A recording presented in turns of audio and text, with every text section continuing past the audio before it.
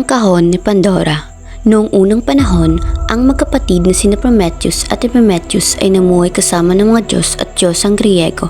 Sila ay mga Titan, subalit sumanib sila sa mga Olympian na pinamumunuan ng Diyos na si Zeus. Dahil ang panganay ni si Prometheus ay may kakayahang makakita ng hinaharap at nabatid niyang sa huli ay tatalunin ng mga Olympian ang mga Titan. Dahil sa katapatang ipinakita ng magkapatid sa mga Olympian noong una, binigyan sila ni Zeus ng kapangyarihang lumikha ng mga nilalang para manirahan sa daigdig.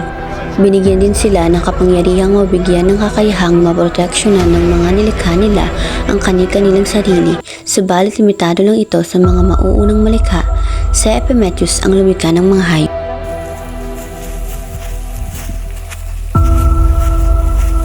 Haring Zeus, maaari ba nating paggamit ang apoy sa mga tao? Kakailangan po nila ito sa protection sa pagdadala ng pagkain at mapanatiling apoy sa pagdating na taglamig.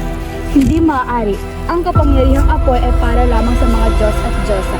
Huwag kang magkakamaling ipagamit ito sa mga tao dahil makakamtan mo. Dito ay kumuha siya ng apoy nang walang paalam at ibinigay sa mga tao. Itinuro din niya sa kanila ang tamang paggamit nito. Zeus sa loob ng napakaraming taon. Araw-araw niyang pinapupunta ang kanyang agila upang tukain ang atay ni Prometheus na muli rin namang bumabalik sa dati pagkatapos. Natigil lamang ang labis na pagpapahirap na ito nang mapatay ni Heracles ang agila. Pwede ba kitang maabala? Pwede ka bang gumawa ng babaeng gawa sa luwad? Sige, kung anong gusto mo.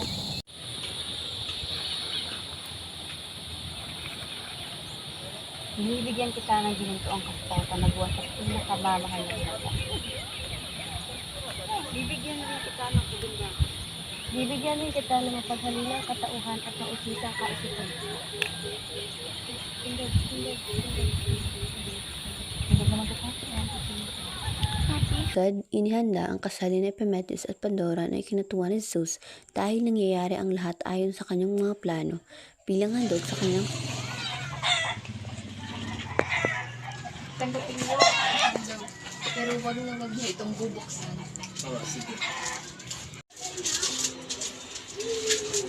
kahon.